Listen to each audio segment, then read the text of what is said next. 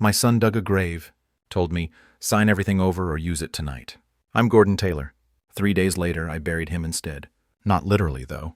After what Austin did, part of me wanted to. See, my boy thought cancer made me weak. Thought 8 months of chemo turned his old man into easy prey. Austin figured he could scare me into signing over my 2.1 million auto empire, with threats and shovels. He miscalculated. When Austin handed me those legal papers, standing next to that freshly dug hole, something inside me snapped. Not broke, snapped into focus, like a wrench clicking into place on the right bolt size. I made one phone call that night. Changed everything. Because 3 days later, at the Chamber of Commerce ceremony, Austin learned why you never threaten a cancer survivor in front of his entire town. What happened next destroyed his reputation, his inheritance, and his freedom. The best part? I did it all legally. Hope you're ready for this story, because it gets wild. Hit that subscribe button and drop a comment telling me where you're watching from. I love hearing from people who've dealt with family betrayal. Trust me, you'll want to stick around for what Austin's ex-wife did when she found out about the grave threat.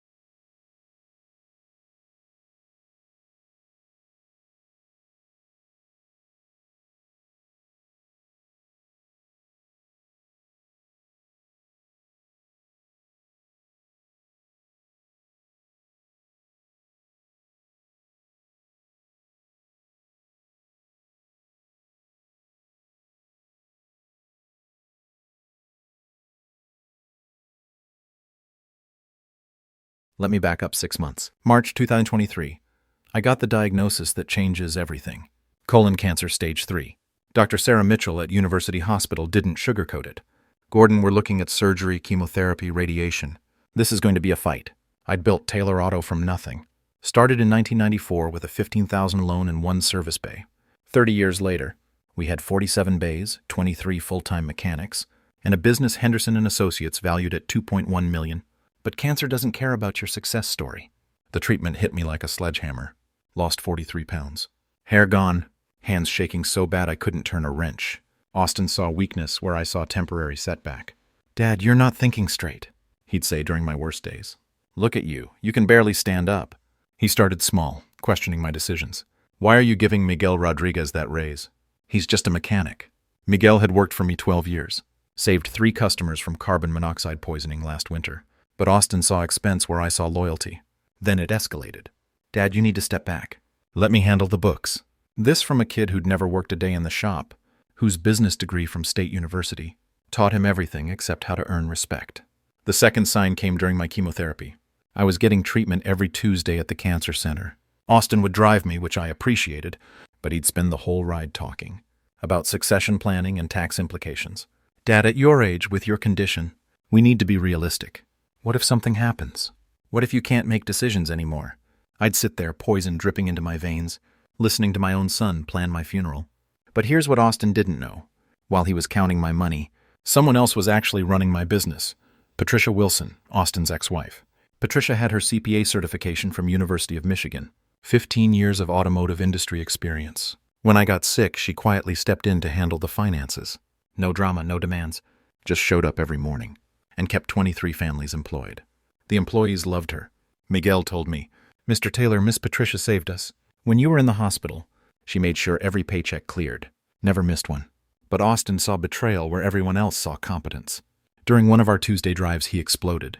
"I can't believe you're letting that woman touch our books. She's not family anymore. She's got no right." "Patricia knows our business better than anyone," I said quietly. "She's manipulating you, using your sickness to worm her way back in." "You're not thinking clearly, Dad." That phrase, "you're not thinking clearly." He must have said it 50 times during my treatment, like cancer had somehow damaged my brain instead of my colon. The medical bills started piling up, $156,000 total. Insurance covered most of it, but $34,000 came out of pocket. Austin watched every payment like a hawk. "Dad, this is bleeding us dry. We need to preserve assets. Transfer ownership before you rack up more debt. But what Austin didn't see were the other numbers. The expansion contracts Patricia had been negotiating. Ford and General Motors dealership networks, $760,000 in projected revenue. New 12-bay facility permits already approved by city planning. He saw a dying man losing money. I saw a business about to explode with growth. By July 2024, Dr. Mitchell delivered the news that changed everything again. Gordon, your latest scans are clean. No evidence of disease. You are officially in remission. I felt something I hadn't felt in months. Strength. But Austin wasn't ready to see his old man as anything but weak. Here's what 30 years of building a business teaches you. Everything you create can disappear in a single signature. Taylor Auto wasn't just a company. It was my life's work. Every hydraulic lift, every tool cabinet, every customer relationship built one honest transaction at a time.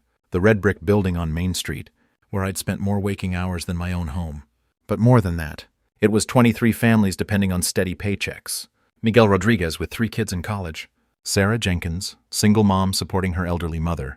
Tommy Chen saving up for his wedding next spring. These people trusted me to keep the lights on. Austin didn't see people.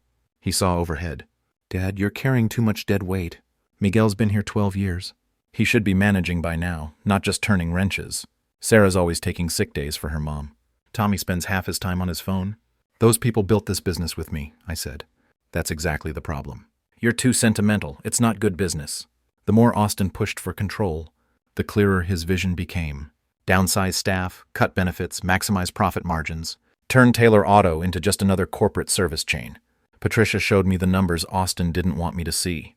During my 8 months of treatment, she'd increased revenue by 15%, profit margins up 12%, customer satisfaction at an all-time high.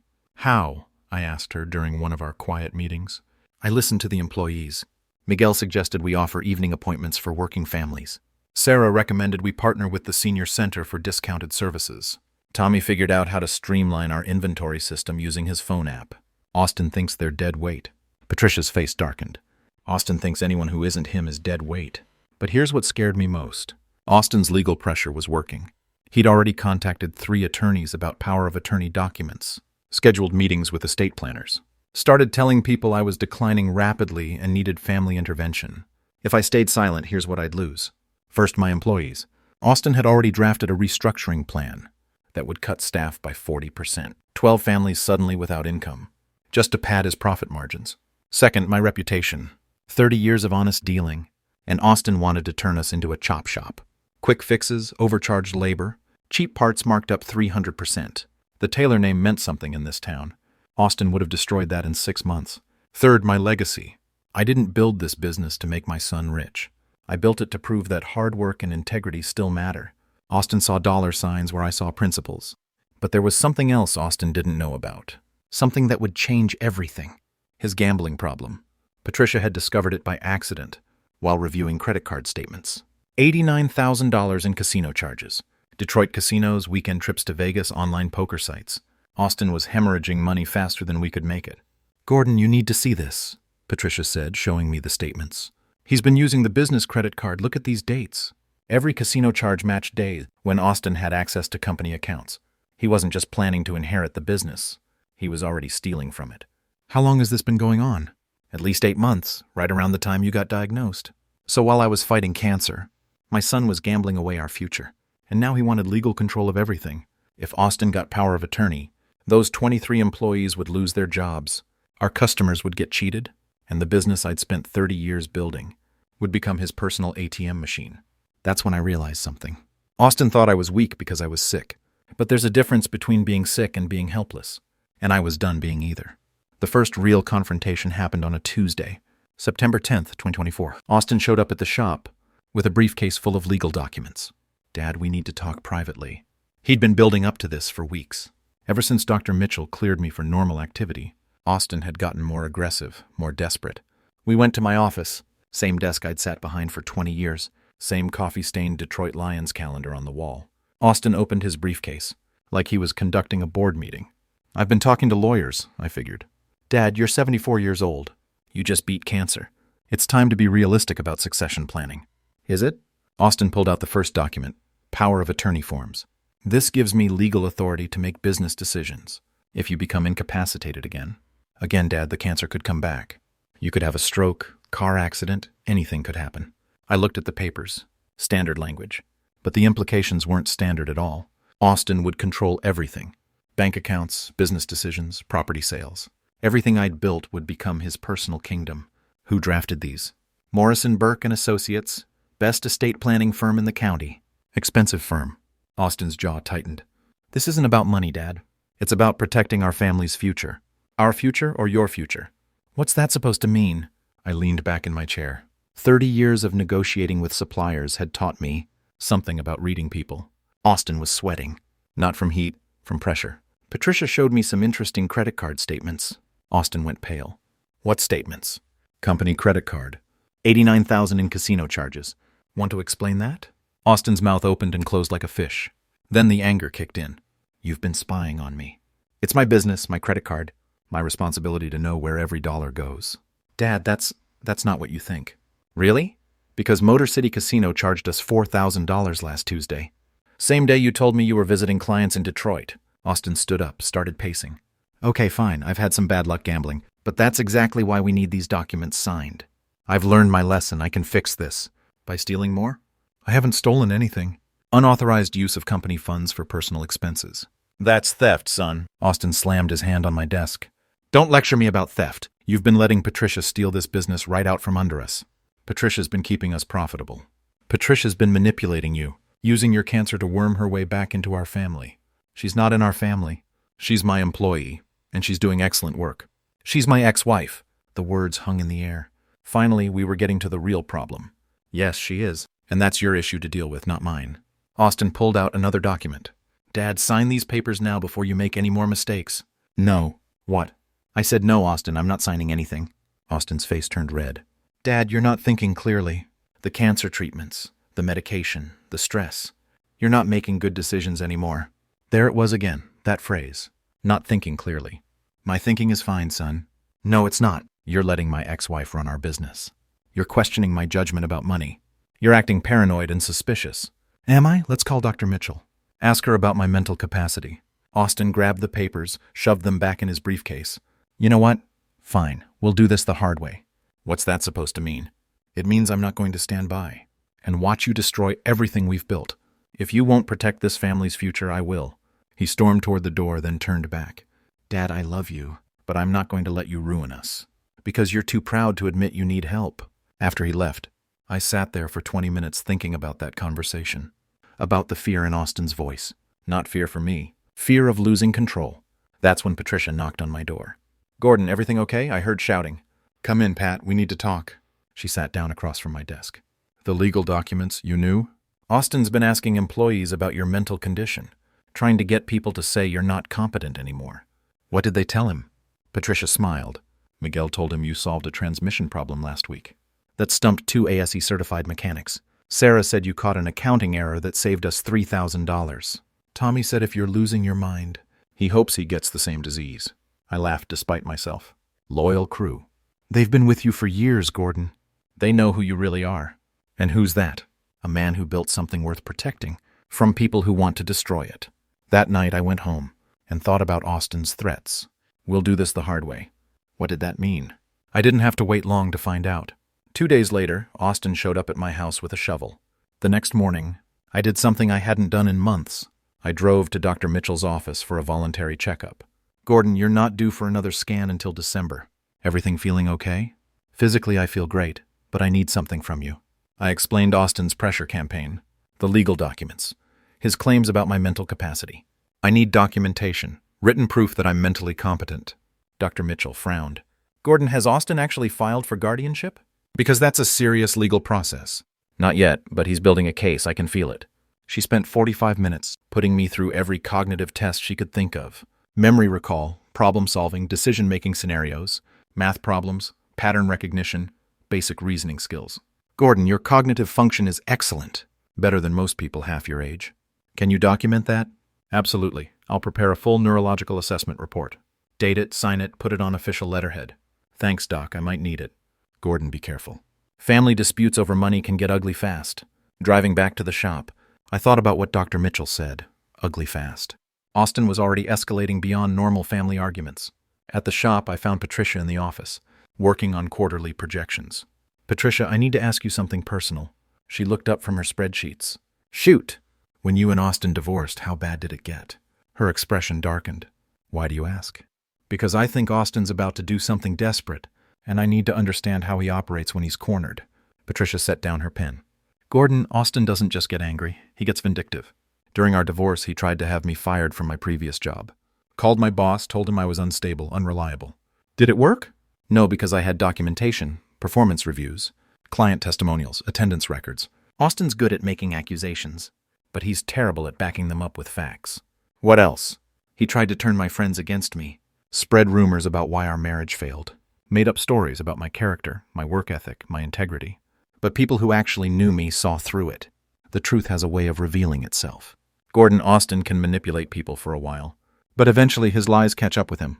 That afternoon, I made a decision. I called Henderson and Associates, the firm that had appraised our business. Mr. Henderson, this is Gordon Taylor. I need an updated business valuation. Gordon, we just did one 6 months ago. 2.1 million, remember? Things have changed. Revenue's up. We've got new contracts, expansion plans. I need current numbers. When do you need it? As soon as possible. The next day, I did something else Austin didn't expect. I visited Morrison Burke and Associates, the same law firm Austin had used, to draft his power of attorney documents. Mr. Morrison, I'm Gordon Taylor. My son Austin brought some documents here last week. Yes, power of attorney forms, standard estate planning. I want to know exactly what those documents would allow him to do. Morrison pulled Austin's file. Broad financial powers, bank accounts, business decisions, property sales.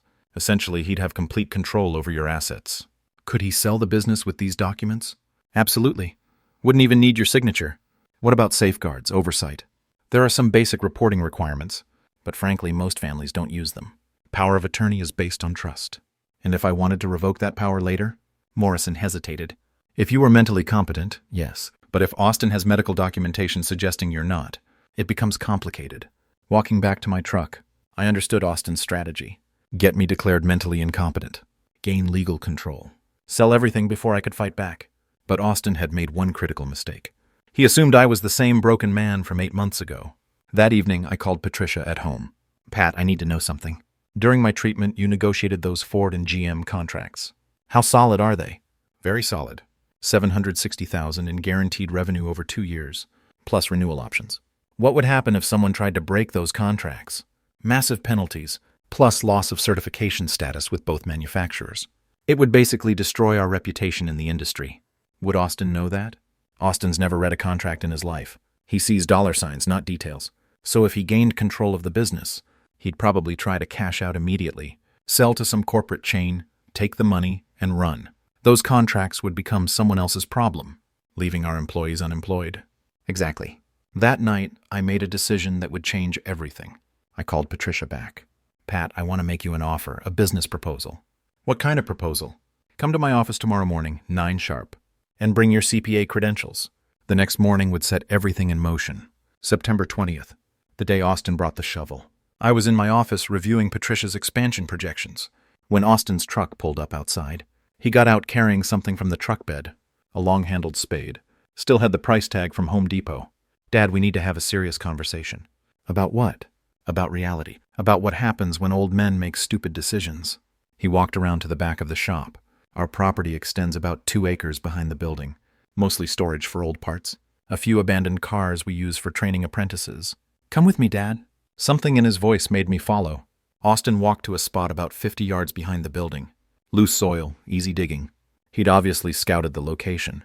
Austin, what are you doing? He started digging. Not talking, just digging. Rhythmic, determined, like he'd planned this exact moment. After 20 minutes, he had a hole. Not deep, maybe 3 feet, but long enough for a person to lie down in. Austin? Dad, this is our family cemetery plot. Great-Grandpa Taylor is buried about 100 yards that way. Grandpa's next to him. Mom's over there under the oak tree. He was right. Our family had owned this land for 80 years. 4 generations of Taylors resting in our private cemetery. This spot, this is for you, Dad. He climbed out of the hole, breathing hard, sweating through his shirt. Now here's the deal. You can sign those papers I brought last week. Transfer control of the business to me like a smart man. Or you can be stubborn, make bad decisions, and end up sleeping here a lot sooner than you planned. I stared at him, my own son, standing next to a grave he dug for me. You threatening me, Austin? I'm giving you options. Smart option or stupid option, your choice. And if I choose the stupid option? Austin's face went cold. Dad, stress kills cancer survivors. Financial stress, family stress, business stress. Doctors say you're recovered, but we both know that could change overnight. So you're hoping I die? I'm hoping you make the smart choice. Sign the papers. Retire peacefully. Let me handle the business decisions. I walked around the hole, measured it with my eyes. Austin had done good work. Professional job. How long did this take you? 2 hours this morning. You plan this out? Or just wake up and decide to dig your father's grave? Dad, stop being dramatic. It's just dirt. Just dirt? Where you want me to sleep? Austin wiped sweat from his forehead. Look, I didn't want it to come to this, but you forced my hand. You won't listen to reason. You won't sign the documents. You won't admit you need help. So you dug me a grave. I'm showing you the consequences of bad decisions. You keep going down this path. This is where you end up. I looked at Austin, really looked at him. Saw something I'd been denying for months. He wasn't just greedy. He was desperate. And desperate people do desperate things. Austin, you got gambling debts beyond those casino charges? His face twitched. What? Simple question. You owe money to people who don't take IOUs? Dad, that's not... This is about gambling, isn't it? Because a man doesn't dig his father's grave. Unless he's got serious problems. Austin threw the shovel down. Fine, yes, I owe money. But that's exactly why I need control of the business. I can pay everyone back, get clean, start over. How much money, Austin? His voice got quiet. Including the casino stuff. About $200,000. I felt like someone had punched me in the gut. $200,000. Our entire quarterly profit. Who do you owe? Some guys in Detroit. They're not patient guys, Dad. They've threatened me.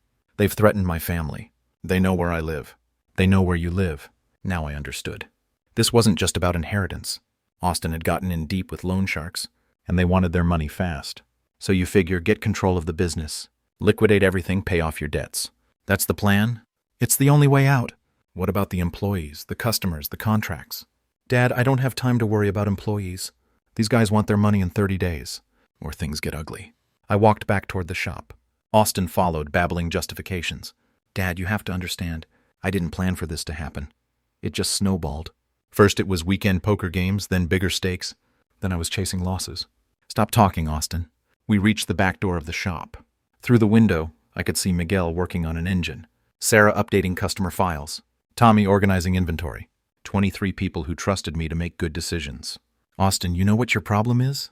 What? You think everyone else is as selfish as you are. His face got red. What's that supposed to mean? You think Patricia's manipulating me? Because that's what you'd do in her position. You think I'm not thinking clearly? Because that's what you'd say if you were desperate.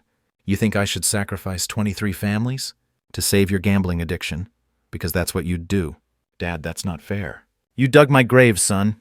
We're way past fair. That's when I pulled out my phone and made the call that would change everything. Patricia, it's Gordon. Can you come to the shop? Bring those power of attorney documents we discussed. The ones you asked me to draft? Those are the ones. And Patricia, bring a witness. Someone who can notarize signatures. Austin went pale. Dad, what are you doing? Making the smart choice. You're signing the papers? I'm signing papers, just not the ones you expected. Patricia arrived 20 minutes later. With Jennifer Clark, the notary from First National Bank. Austin watched them approach, confusion spreading across his face. Dad, who's Jennifer? Notary public. We're going to make some business decisions today. I thought you were going to sign my documents. Austin, I am going to sign documents. But first, I want you to meet your new boss. Austin looked at Patricia. What? Patricia Wilson, MBA from the University of Michigan. CPA certification. 15 years of automotive industry experience. As of today, she owns 51% of Taylor Auto. The color drained from Austin's face. Dad, you can't... I can, and I did. Jennifer is going to notarize the transfer documents right now. Austin looked at the hole he'd dug. At the shovel, at Patricia, then at me. Dad, please, I'm your son. Yes, you are. And maybe someday you'll remember what that means. But the real showdown was still coming. 3 days later, the Chamber of Commerce Awards ceremony, in front of 180 people, who knew both of us. September 23rd, Riverside Community Center, 6:30 in the evening. I'd been nominated for the Business Excellence Award. 30 years of service to the community. Employer of the Year 3 times running. Taylor Auto's reputation for honest dealing. The kind of recognition that means something in a small town. Austin didn't know I'd been nominated. Hadn't spoken to me since the grave incident. But word travels fast in business circles. When Austin walked into the community center that evening, his face went pale. 180 people in burgundy velvet chairs. Mayor Williams at the head table, Bank President Johnson, every business owner and community leader in town. Austin hadn't planned on an audience. He found me near the back, sitting with Patricia and Miguel. I'd invited my key employees to the ceremony. Patricia in a sharp business suit, Miguel in his best shirt and tie, people who'd earned their place at the table. "Dad, what are you doing here?" "I'm nominated for an award, son. Business excellence." Austin sat down heavily. "Dad, we need to talk about what happened the other day." "Do we?" I was upset, stressed about money. I said some things I didn't mean. "You dug me a grave, Austin." Patricia and Miguel exchanged glances. This was their first time hearing the details. "Dad, please keep your voice down." But it was too late. People were turning in their chairs, straining to hear. Mayor Williams approached the podium. "Ladies and gentlemen, if we could begin this evening's program." Austin leaned over. "Dad, after the ceremony, we need to fix this. The business transfer, the legal documents. We can work something out." "Can we?" "Dad, I'm your son. Family comes first." That's when Patricia spoke up. "Austin, family doesn't threaten to bury each other alive." Austin's voice got loud. "This is none of your business." "Actually," Patricia said quietly, "as majority owner of Taylor Auto, this is exactly my business." The words carried across the room. Majority owner. People started whispering, turning around completely now. Austin's face went red. "Dad, tell me you didn't actually sign those papers." "I signed them." "Jennifer Clark notarized them. It's done." "You gave away our family business to my ex-wife." "I gave it to the person who earned it." Austin stood up, voice carrying to the front of the room. "Dad, you're not thinking clearly. You're still recovering from cancer. You're making decisions based on emotion, not logic." Mayor Williams paused at the podium. "Is everything all right back there?" Austin turned toward him. "Actually, no. My father is having some health issues, making poor business decisions. I'm trying to help him, but he won't listen to family." The room went silent. 180 people staring at us. I stood up slowly. "Austin, that's enough. Dad, these people need to know. You're not capable of running a business anymore. The cancer treatment affected your judgment." That's when Dr. Sarah Mitchell stood up from her table near the front. I hadn't even seen her come in. "Excuse me," she said, "but I'm Gordon Taylor's oncologist. Mr. Taylor's cognitive function is excellent.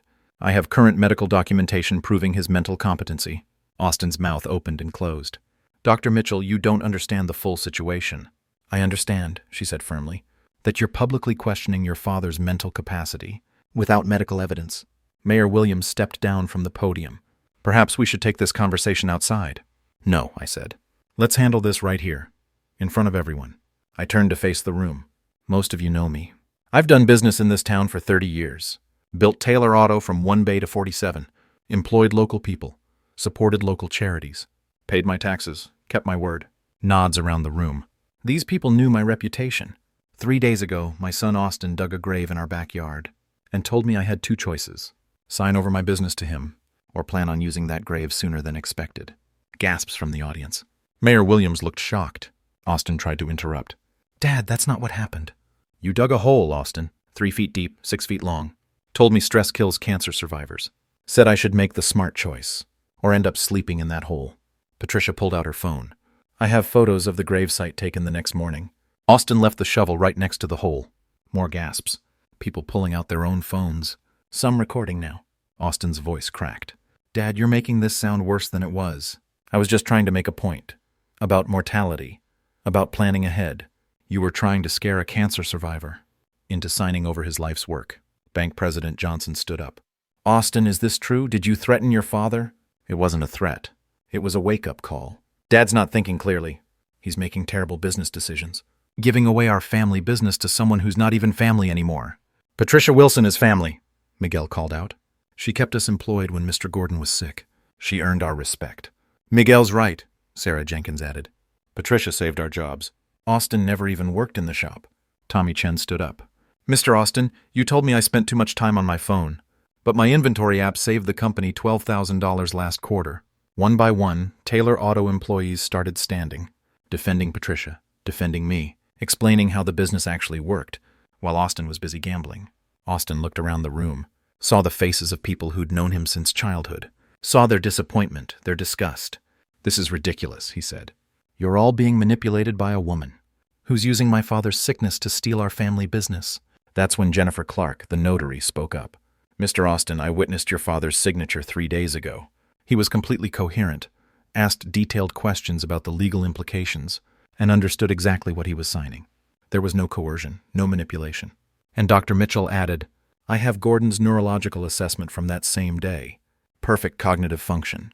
Better than most people half his age. Austin looked trapped, surrounded by facts that contradicted every claim he'd made. "Dad," he said quietly, "please, I'm sorry about the grave thing. I was desperate. I owe money to some dangerous people. I need help." "You need help, son, but not from me." "What's that supposed to mean?" I pulled out a manila folder. Kent County Sheriff's Department. Case number KC 2022-126. Cocaine possession. August 15th, 2024. Austin's face went white. "How did you—" "Patricia found it doing background checks for insurance purposes. Turns out our business liability coverage doesn't extend to employees with recent drug convictions." Austin looked around the room. 180 people staring at him. Business leaders, community members, people who'd known our family for generations. "Dad, don't do this." "Not here, not in front of everyone. Austin, you made this public when you questioned my mental capacity in front of the entire Chamber of Commerce." Mayor Williams cleared his throat. "Gordon, should we proceed with the award ceremony?" "Actually, Mr. Mayor, I'd like to make an announcement first." I turned back to the audience. Effective immediately, Patricia Wilson is the new majority owner of Taylor Auto. She'll be implementing an expansion plan that will create 15 new jobs over the next 2 years. Applause rippled through the room. "And Austin?" My son looked at me, eyes full of shame and desperation. "Austin, you're no longer employed by Taylor Auto. Security will escort you from the premises if you attempt to return." The applause died. Even in a room full of people disgusted by his behavior, firing your own son felt heavy. Austin's voice was barely a whisper. "Dad, you can't. I need this job. Those guys I owe money to." "Should have thought about that before you dug my grave." Austin looked around the room one more time, saw nothing but judgment in every face. Then he walked out of the community center without another word. Mayor Williams returned to the podium. "Well, I think we can safely say this year's Business Excellence Award goes to Gordon Taylor." The applause was different now. Not just recognition for business achievement, but respect for handling an impossible family situation with dignity. As I walked to the front to accept the crystal trophy, I caught Patricia's eye.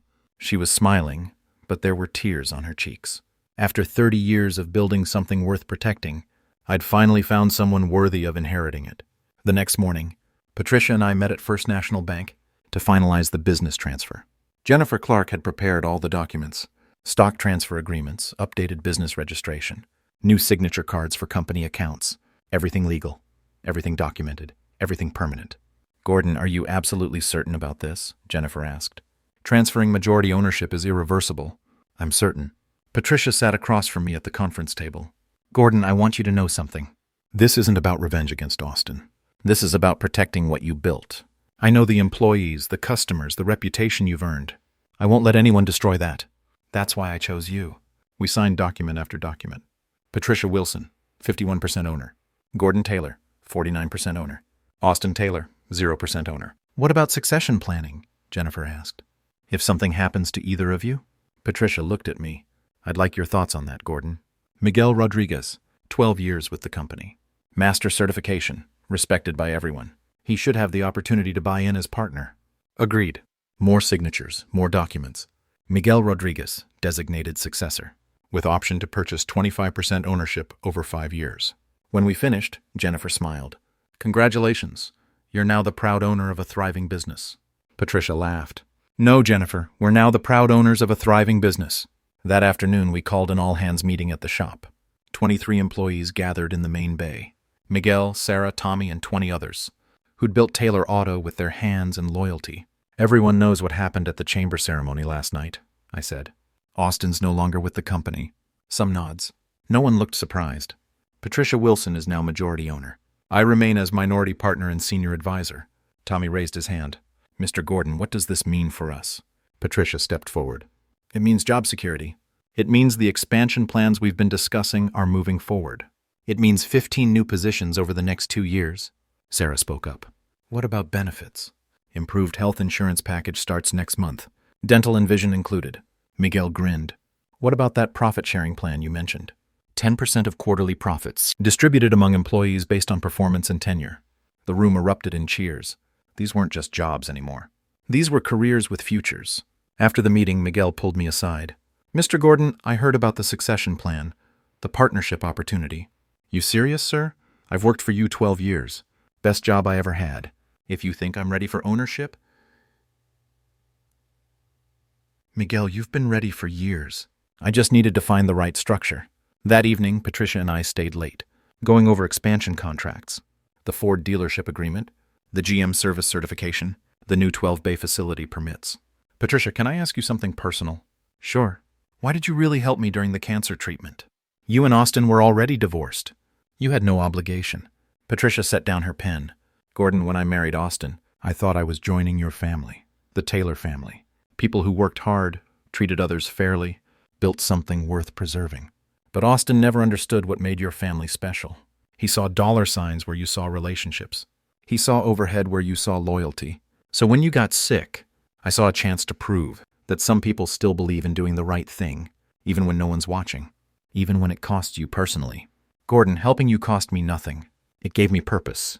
We worked until 9:30, finalizing details for the Ford contract signing, scheduled for next week, $760,000 in guaranteed revenue, the biggest deal in Taylor Auto's history. As we locked up the shop, Patricia paused at the door. Gordon, do you think Austin will try to fight the business transfer? Legal challenges, family pressure? Maybe, but we have documentation for everything. Medical records proving my competency, witness statements about his threats, criminal background checks, financial records showing his gambling debts. What about the family angle? Blood relations, inheritance rights? Patricia, I've been thinking about that. Austin chose to dig my grave instead of earning my respect. Family is about more than blood. What do you mean? Miguel's been loyal for 12 years. Sarah's never missed a deadline. Tommy invented an app that saves us thousands. You kept us profitable during the worst 8 months of my life. I looked back at the shop. 47 service bays, 23 employees, 30 years of honest work. Austin thinks he deserves this business because he's my son. But inheritance isn't a birthright. It's a reward for proving yourself worthy. And Austin never proved himself. Austin proved he was willing to threaten his sick father's life for money. That tells me everything I need to know about his character. Patricia smiled. So what happens now? Now we build something even better. Expand the business. Create jobs. Serve customers the right way. What about Austin? I thought about my son somewhere in town, probably at a bar, trying to figure out how to pay off $200,000 in gambling debts, without the family business to liquidate. Austin made his choices, dug his own grave, literally. Now he gets to lie in it. The next morning, we found out exactly how Austin planned to handle his new reality. Friday morning, September 25th. Patricia and I arrived at the shop to find 3 missed calls on the office phone, all from the same number. Gordon, this is Detective Ryan Murphy, Kent County Sheriff's Department. Please call me back regarding Austin Taylor. It's urgent. I called back immediately. Detective Murphy, this is Gordon Taylor. You called about my son. Mr. Taylor, Austin was arrested last night. Breaking and entering, attempted burglary. He tried to break into your business after hours. My heart sank. Is he okay? Physically, yes, but we need to talk. Can you come down to the station? An hour later, Patricia and I sat in Detective Murphy's office, looking at security camera footage from our own shop. Austin arrived around 2 a.m., Murphy explained. Used a crowbar on the back door. Went straight to the office. Triggered your silent alarm after 12 minutes inside. On the screen, we watched Austin rifling through filing cabinets, searching desk drawers, looking increasingly desperate. What was he looking for? Patricia asked. Bank account information, checkbooks, anything he could use to access company funds. When our officers arrived, he was trying to break into your safe. Did he take anything? Small amount of petty cash, maybe $40. But here's the problem. This isn't his first arrest this month. Murphy pulled out another file. September 12th, shoplifting at Meijer. Cologne, expensive items he could resell. August 28th, bounced 3 checks at different banks. July 15th, public intoxication outside Motor City Casino. A pattern of escalating desperation. Detective, what happens now? Austin's being held on $5,000 bond. Breaking and entering is a felony. Combined with his recent cocaine possession charge, he's looking at serious prison time. Patricia and I exchanged glances. Has he called anyone for bail money? He called you 17 times last night. When you didn't answer, he called his ex-wife. Murphy looked at Patricia. That would be you, I assume. I didn't answer either. Smart choice, because here's what Austin told our booking officer. He claims you two conspired to steal his inheritance while he was dealing with addiction issues. That's ridiculous, I said. We know, Murphy replied. We pulled the business transfer records. Everything's legal, properly documented, witnessed by multiple people. Austin has no legal claim. Murphy closed the file. Mr. Taylor, I have to ask, do you want to press charges?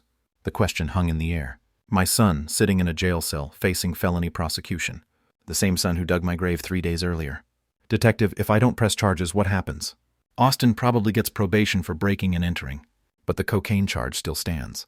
And if he keeps escalating, someone else will press charges eventually. And if I do press charges? Combined with his other offenses, Austin's looking at 2 to 5 years in state prison. 2 to 5 years? Enough time to get clean, think about his choices, maybe learn something about consequences. I need time to think about it. Understood. But Mr. Taylor, document everything. Security footage, financial records, witness statements. Austin's desperate, and desperate people don't stop escalating until something forces them to stop. That afternoon, word spread around town. Austin Taylor arrested for trying to rob his own father's business. Small-town gossip travels fast. Miguel approached me during lunch break. Mr. Gordon, employees are worried about Austin coming back, causing more problems. What kind of problems? He knows where we all live, knows our schedules. Some people are scared he might blame us for supporting Miss Patricia. Sarah joined the conversation. Mr. Gordon, Austin called my house yesterday, drunk, angry, saying we betrayed the Taylor family.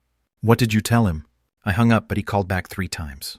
Tommy approached from across the garage. Mr. Gordon, Austin showed up at my apartment complex last night.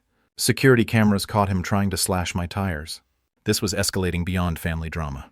Austin was targeting my employees. Patricia, we need to talk privately. In my office, I explained the harassment reports. Gordon, this is exactly what I was afraid of, she said. Austin's not just angry at us. He's angry at everyone who supported the business transfer. What do you think we should do? Press charges, full prosecution. Austin needs professional help, and he's not going to get it until something forces him to face reality. That evening, I called Detective Murphy. Detective, I've made my decision. I want to press full charges. You sure about this, Mr. Taylor? Austin threatened my life, tried to steal my business, and now he's harassing my employees. Someone needs to stop him before he hurts innocent people. Understood. We'll proceed with prosecution. After I hung up, I sat in my empty office, thinking about choices and consequences, about the difference between enabling and helping, about tough love and family loyalty. Austin had forced this decision by escalating beyond reason. Now he'd have time in prison to think about whether revenge was worth destroying every relationship he'd ever had. 6 months later, Taylor Auto had become something I'd never imagined possible. The expansion was complete. 59 service bays, 38 employees, partnerships with Ford and GM that generated over $1 million in annual revenue. Patricia had turned my 30-year business into a regional powerhouse. Miguel signed his partnership agreement in March. 25% ownership, earned through 12 years of loyalty and leadership. He now managed daily operations, while Patricia handled strategic planning, and I served as senior advisor. The profit-sharing program had transformed company culture. Employees weren't just working jobs anymore. They were building careers, investing in their futures, taking pride in collective success. Austin was serving 18 months at Northville Correctional Facility. He'd pled guilty to breaking and entering, cocaine possession, and harassment charges. The prosecutor recommended substance abuse counseling and anger management as conditions of parole. I visited him twice. Both times he asked when he could come back to work. Austin, you tried to rob the business you wanted to inherit. Dad, I was desperate, scared, not thinking clearly. You dug my grave, son. I know, I'm sorry. Can we move past this? Moving past it and trusting you again are different things. What do you want me to do? I can't undo my mistakes. I want you to prove you understand why those mistakes hurt people. Not just because you got caught, but because you chose to threaten and steal instead of earning respect. Austin looked confused, like the concept of earning respect through behavior instead of demanding it through blood had never occurred to him. Dad, I'm your son. That has to count for something. It counts for my willingness to visit you in prison. It doesn't count for automatic forgiveness or restored trust. Our last conversation was 3 weeks ago. Dad, when I get out, can I have a job? Any job. I'll start at the bottom, work my way up. Austin, you'd be working for Patricia and Miguel. They'd make that decision, not me. They'd never hire me. Probably not. You tried to steal their livelihood. So what am I supposed to do? Build something new. Prove you can create value instead of just taking it. With what money, what skills, what connections? The same way I started 30 years ago, with a $15,000 loan and a willingness to work harder than anyone else. Dad, that's not fair. You had advantages I don't have. Austin, I had cancer. You have youth, education, and a clean slate. If you choose to use it. Today, Patricia and I were reviewing quarterly reports. 15% revenue growth, 22% profit increase, 0 employee turnover. Gordon, she said, I've been thinking about succession planning. Miguel's doing great as operations partner. I mean long term, you're 74. I'm 41, Miguel's 36. What happens when you want to retire completely? I'd been thinking about the same question. What do you think should happen? Honestly, she said, I think Miguel should have the opportunity to buy you out, become equal partner with me. Why Miguel? Because he understands what you built here. Not just the business model, but the culture, the values, the commitment to treating people fairly. And Austin? Patricia's expression softened. Gordon, Austin's your son. If he ever proves he's changed, really changed, there might be a place for him here. But not as an owner, not as management. He'd have to earn trust, the same way everyone else does. Starting at the bottom. That evening I drove past the family cemetery behind the shop. The hole Austin had dug was still there, covered now with plywood, and marked with caution tape, a reminder of choices and consequences. I'd survived cancer, family betrayal, and the hardest decision a father can make. But I'd also discovered something valuable.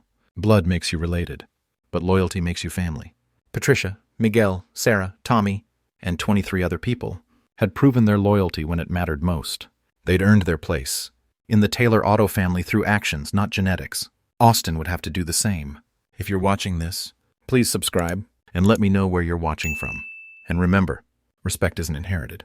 It's earned one honest day at a time.